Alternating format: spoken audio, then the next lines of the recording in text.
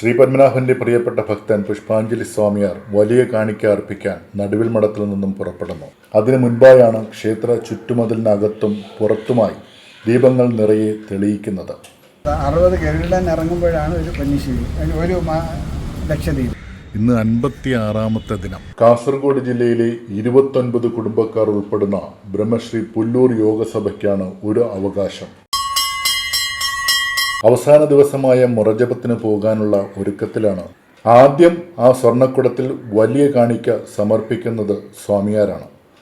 എന്തായാലും എനിക്ക് ഈ കാഴ്ചകൾ ആദ്യത്തെ അനുഭവമാണ്.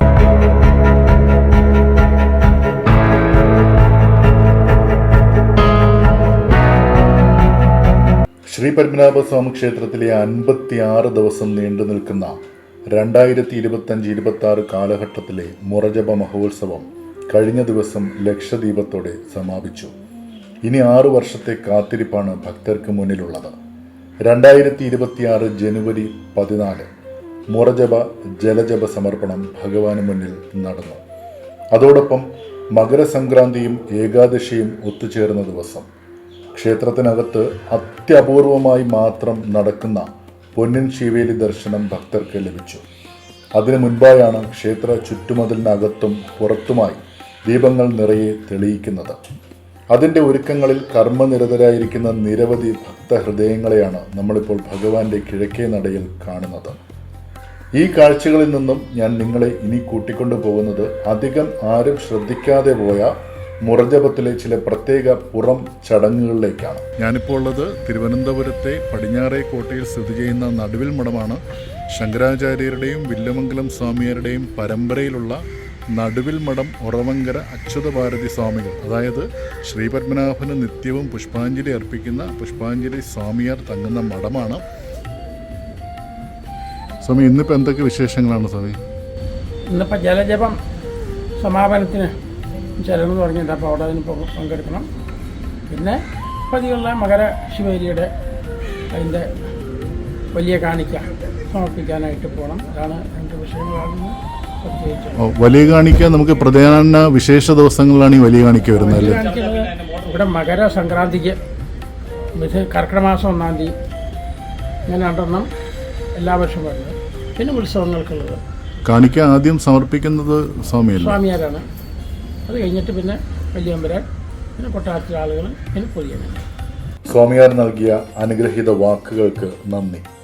അവസാന ദിവസമായ മുറജപത്തിന് പോകാനുള്ള ഒരുക്കത്തിലാണ് സ്വാമിയും പരിവാരങ്ങളും.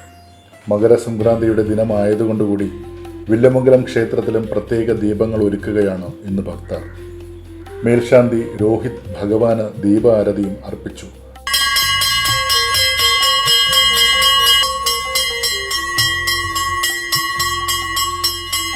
രോഹിത് മധ്യപ്രദേശിൽ നിന്നുള്ള ഒരു ആചാര്യനാണ്. അതുകൊണ്ട് തന്നെ ഇവിടെ ഭഗവാന്റെ അലങ്കാരത്തിന് പ്രത്യേക ചൈതന്യം ഓരോ ദിവസവും മാറി മാറി വരുന്നു എന്നുള്ളതാണ്. ഇതാ പുഷ്പാഞ്ജലി സ്വാമിയാർ മുറജപത്തിന്റെ ഭാഗമാകാൻ മഠത്തിൽ നിന്നും പുറപ്പെടുന്നു. ഒപ്പം വാസുദേവ വിലാസം പ്രദീപ് സാറും ദേവാന്ത് നമ്പൂതിരിപ്പാടും ശ്രാവണം.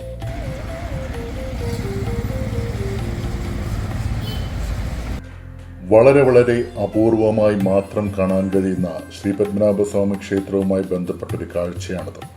2025-26 മുറജപ മഹോത്സവത്തിന്റെ അവസാന ദിവസം സായാഹ്നത്തിൽ ലക്ഷദീപം തെളിഞ്ഞതോടെ ഏകദേശം 6:30 മണി കഴിഞ്ഞ സമയം വളരെ യാദൃച്ഛികമായി ഭഗവാൻ കൊണ്ടെത്തിച്ചതുപോലെ ഞാൻ പടിഞ്ഞാറ് ഭാഗത്ത് സ്ഥിതി ചെയ്യുന്ന മിത്രാനന്തപുരം നമ്പിമഠത്തിന്റെ ഭാഗത്തെത്തിയപ്പോൾ കാണുന്ന കാഴ്ച, പ്രിയ സുഹൃത്ത് ശ്യാം സുന്ദർ ഒരു പാണി വിളക്കുമേന്തി മുന്നിലായി നടന്നു വരുന്നു.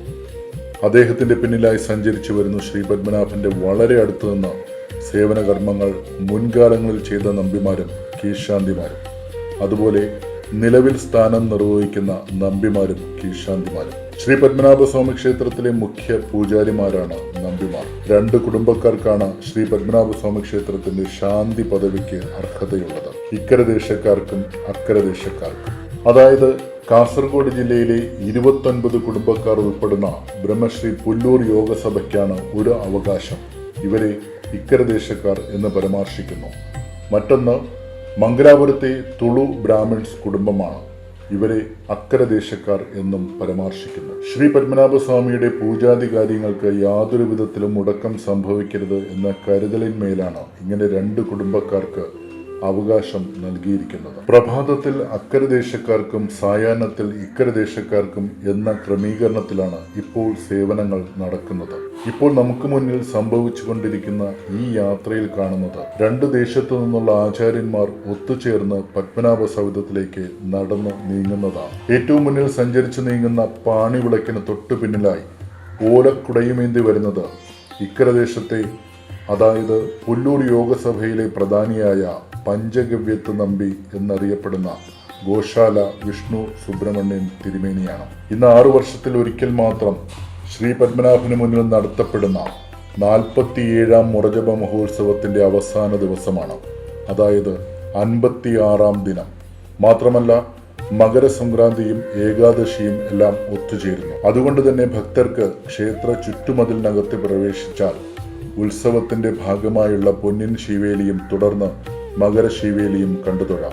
ഒത്തുകൂടിയിരുന്ന ഭക്തരെല്ലാം ഈ കാഴ്ച കണ്ട് വളരെ അന്താളിപ്പോടെ നോക്കി നിൽക്കുന്നതും കാണാമായിരുന്നു. ഇതെന്തൊക്കെ കാഴ്ചകളാണ് ഭഗവാനെ എന്ന് മനസ്സിൽ പറഞ്ഞ് ഞാനും അവിടെ ചില ദീപങ്ങൾ തെളിയിക്കുന്നത് പകർത്തി നിൽക്കുമ്പോഴാണ് അതാ എൻ്റെ മുന്നിലൂടെ 2 വ്യക്തികൾ നടന്നു പോകുന്നു. ഒരാളുടെ കയ്യിൽ തെളിയിക്കാത്ത ഒരു തീവട്ടി. എന്തോ ഒരു കൗതുകം തോന്നി അവരുടെ പിന്നാലെ ഞാനും കൂടി എന്നതാണ്. കുറച്ചു ദൂരം അങ്ങനെ സഞ്ചരിക്കുമ്പോൾ പോലും എനിക്ക് സംഭവം എന്താണെന്ന് മനസ്സിലായില്ല. ഞാനപ്പോൾ മുന്നിൽ നടക്കുന്ന ചേട്ടനോട് കാര്യം ചോദിച്ചു മനസ്സിലാക്കി. ലക്ഷദീപം തെളിയിച്ച് മുറജപത്തിന്റെ ഭാഗമായി പത്മതീർത്ഥക്കരയിലെ ജലജപവും കഴിഞ്ഞാൽ പിന്നെ പ്രധാന ചടങ്ങ് ക്ഷേത്ര ചുറ്റുമതിലിനകത്തെ വലിയ കാണിക്ക് സമർപ്പിക്കലും പൊന്നിൻ ശിവേലിയും മകരശിവേലിയും ഒക്കെയാണ്. ഇപ്പൊ നമ്മൾ കണ്ടത് 6 വർഷങ്ങൾക്ക് ശേഷം മാത്രം ശ്രീ പത്മനാഭന്റെ നടയിൽ നടക്കുന്ന മുറജപ മഹോത്സവത്തിന്റെ അവസാന ദിവസമുള്ള ശിവേലി ചടങ്ങുകൾ ആരംഭിക്കുന്നതിന് മുന്നോടിയായി ഭഗവാന് മുന്നിൽ കാണിക്ക സമർപ്പിക്കുക എന്നൊരു ചടങ്ങുണ്ട്. ആ കാണിക്ക ആദ്യം സമർപ്പിക്കേണ്ടത് പുഷ്പാഞ്ജലി സ്വാമിയാരാണ്.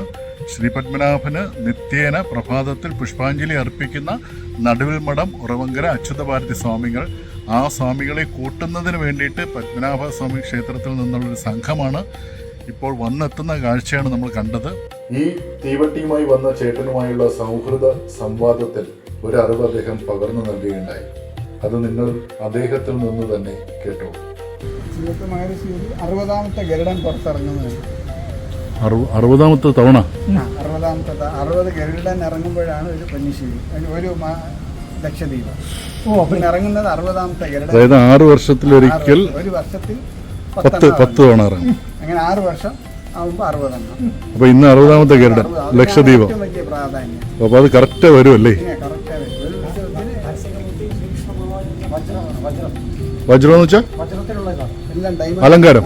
അലങ്കാരം. ഓ, അതൊരു പുതിയ അറിവാണ്.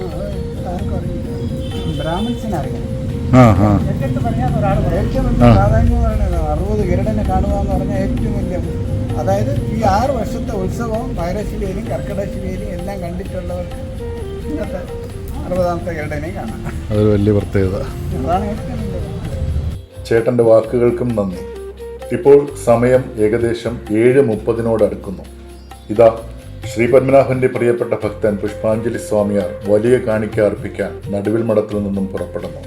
ഒപ്പം സഹപരിചാരകരും. ശ്രീ പത്മനാഭ സ്വാമി ക്ഷേത്രത്തിലെ ആചാരപരമായ എല്ലാ ചടങ്ങുകൾക്കും പ്രഥമ സ്ഥാനീയനാണ് പുഷ്പാഞ്ജലി സ്വാമിയാർ. അതുകൊണ്ട് തന്നെ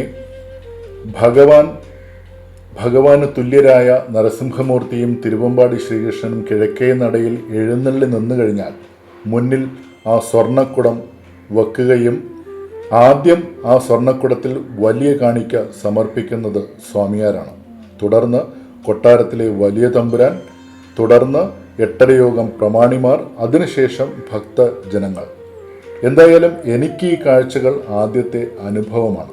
സ്വാമിയാരും കഴിഞ്ഞ ദിവസം നടന്ന വേദശില്പശാലയുടെ വേദിയിൽ ഇങ്ങനെ പറയുകയുണ്ടായി. പരമ്പരയിലെ മുതിർന്ന വില്ലമംഗലം സ്വാമിയാണ് പത്മനാഭസ്വാമി ക്ഷേത്രം ഇവിടെ വരാൻ കാരണഭൂതനായത്.